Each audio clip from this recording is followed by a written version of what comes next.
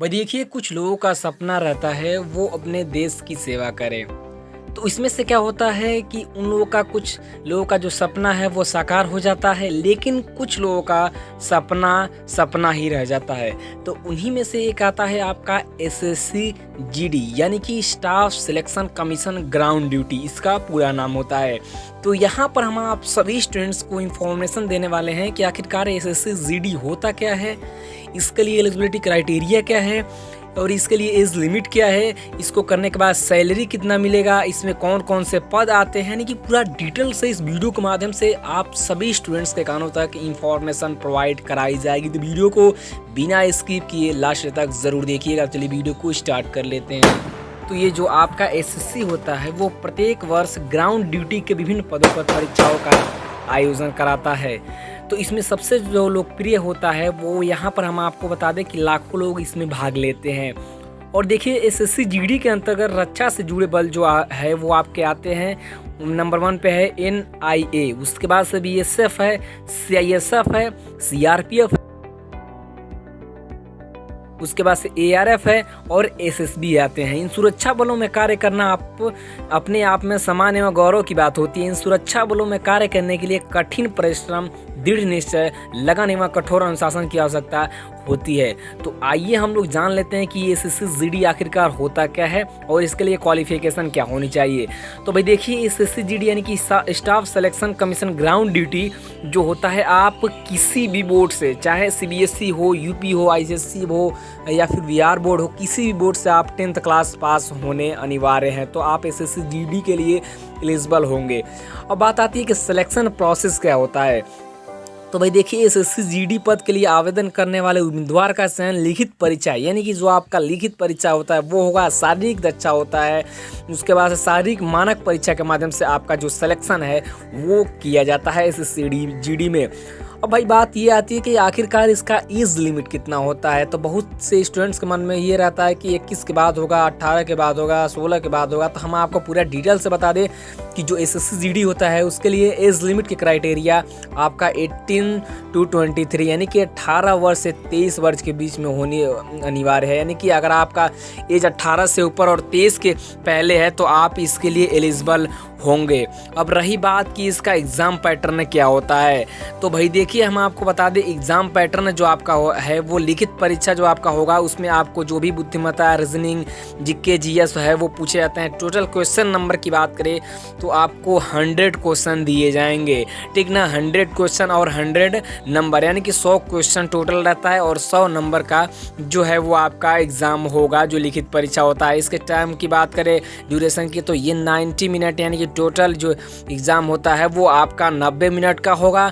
और जो आपका एग्ज़ाम है वो आपका ऑब्जेक्टिव क्वेश्चन रहता है, जिसके लिए आपको 4 विकल्प दे दिए जाते हैं। लिखित परीक्षा में प्रश्न पत्र हिंदी एवं इंग्लिश दोनों में आते हैं, यानी कि जो आप लोग का एग्जामिनेशन होगा वो हिंदी और इंग्लिश में दोनों तरीके से आता है। और टोटल 100 नंबर के आपके क्वेश्चन रहेंगे। जब आप रिटेन एग्जामिनेशन क्वालिफाई कर जाते हैं तो आपका नंबर आता है फिजिकल इफिशियंसी टेस्ट, यानी कि आपका जो फिजिकल टेस्ट है वो होगा, जहाँ पर आपको बुलाया जाएगा और आपके साथ जो है वो प्रक्रिया जो भी फिजिकल होती है वो कराई जाएगी, यानी कि दौड़ जो भी होता है वो कराया जाता है। तो हम आपको बता दें कि मेल हो या फिर फीमेल हो, सबके लिए दौड़ना अनिवार्य होता है।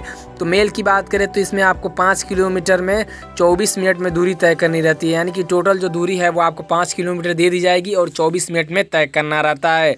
अब बात करें फीमेल की, तो भाई देखिए, फीमेल में 1600 मीटर आपको 8.5 मिनट में तय करना रहता है, यानी कि 8.5 मिनट में आपको 1600 मीटर अगर आप फीमेल हैं तो आपको तय करना अनिवार्य है। अब हम लोग बात करें कि जो फिजिकल स्टैंडर्ड टेस्ट होता है वो आपको क्या करना रहेगा, यानी कि हाइट आपकी कितनी रहनी चाहिए।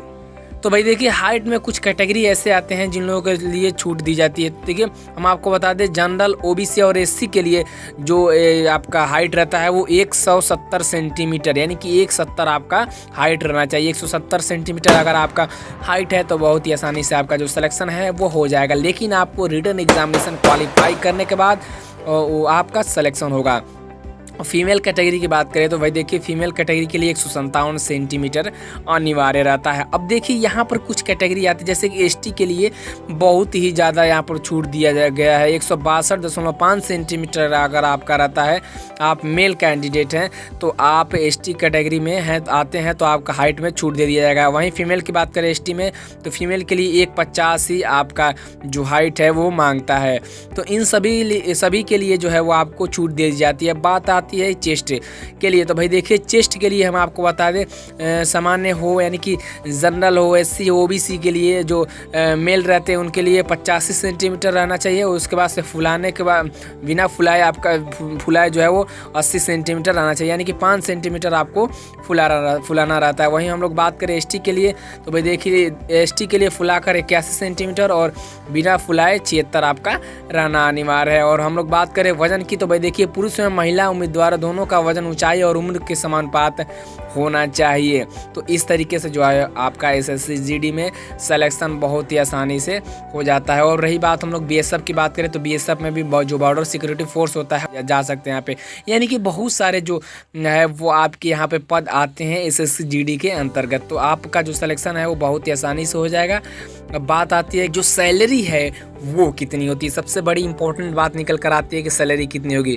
तो भाई देखिए जो हम आपको एक पोस्ट बताए हैं NIA, उनमें जो है वो आपका सैलरी है वो 9,300 से लेकर आपको 30,000 प्रति माह दिया जाएगा। बीएसएफ यानी कि बॉर्डर सिक्योरिटी फोर्स की बात करें तो इसमें आपका जो है 5,200 से लेकर 20,200 के बीच में प्रति माह आपको वेतन दिया जाता है। अब हम लोग बात करें सीआरपीएफ की तो भाई देखिए सीआरपीएफ में 15,000 से लेकर 60,000 के बीच में आपकी जो सैलरी है वो दी जाएगी। सीआईएसएफ की बात करें तो सीआईएसएफ में आपको 25,000 से लेकर 80,000 के बीच में सैलरी दिया जाता है। एसएसबी यानी कि सशस्त्र सीमा बल की बात करें तो इसमें आपको 25,000 से लेकर 30,000 के बीच में सैलरी दी जाती है। अब देखिए सबसे बड़ा आता है आपका असम राइफल बल, जिसमें कांस्टेबल को आप बता दें जो है वो सैलरी आपका 25,000 से लेकर 30,000 के बीच में दी जाती है सशस्त्र सीमा बल में। तो इस तरीके से जो है वो आपका सिलेक्शन बहुत ही आसानी से हो सकता है एसएससी जीडी में। आप चाहें तो यहाँ पर एसएससी जीडी से रिलेटेड कोई भी अगर आपको क्वेश्चन आता है तो हमसे बिना सोचे समझे आप पूछ सकते हैं। तो आज का वीडियो कैसा लगा कमेंट करके जरूर बताइएगा। तब तक के लिए थैंक यू, जय हिंद, जय भारत। मिलते हैं नेक्स्ट वीडियो में।